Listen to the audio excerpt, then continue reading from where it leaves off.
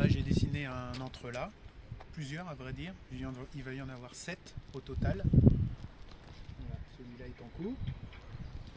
Et en fait l'entrelacs c'est un symbole assez ancien qu'on retrouve partout, et plus particulièrement dans les sociétés traditionnelles très anciennes.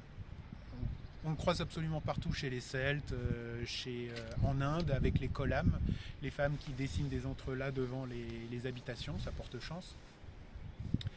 Dans le désert, pour apprendre, les sages du coin prennent un bâton et dessinent des entrelacs pour apprendre à dessiner aux enfants et aux autres, hein, à tout le monde. Donc c'est une figure donc ancienne.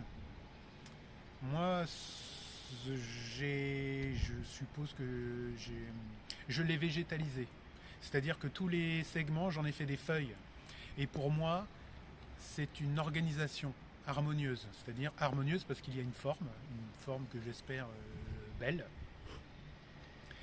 Et cette organisation, cette figure mathématique, géométrique, composée de segments et donc de feuilles, moi j'imagine que ça peut être des humains entre eux. En gros, l'idée c'est que en fonction de chaque niveau de conscience des gens qui sont dans cet entrelacs, elle représente en fait l'harmonie, c'est-à-dire on est tous en contact les uns avec les autres. Il y a une certaine circulation. Vous voyez, c'est pas linéaire, c'est plutôt sinuosidal, on va dire ça comme ça. Et pour moi, en fait, chaque maillon doit avoir conscience de sa place dans cette organisation. C'est-à-dire ni trop près ni trop loin. Si c'est trop près, la figure géométrique devient un nœud et on s'étouffe tous. Si c'est trop loin, on perd la forme elle-même. Ça devient une espèce de chose patatoïde, moche finalement, sans aucune harmonie justement. Donc c'est un peu ça l'idée. Ça représente soit un groupe humain lié les uns aux autres, mais alors avec une certaine conscience, c'est-à-dire chaque humain de cette organisation doit avoir conscience qu'il est lié à tous les autres, même si ce n'est pas un contact direct. Mais il le sait lui-même. Et donc il sait très bien s'il a tel ou tel geste, que ce geste va atteindre les autres, tôt ou tard. Vous voyez, c'est comme un peu cette petite histoire du papillon qui, avec un battement d'aile, provoque un tsunami à l'autre bout de la planète. C'est la même chose. Donc,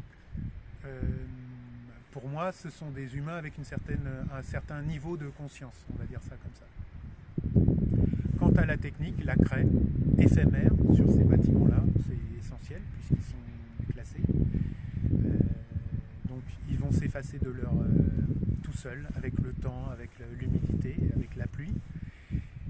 Et donc, il y a un certain rapport entre la fragilité et la puissance.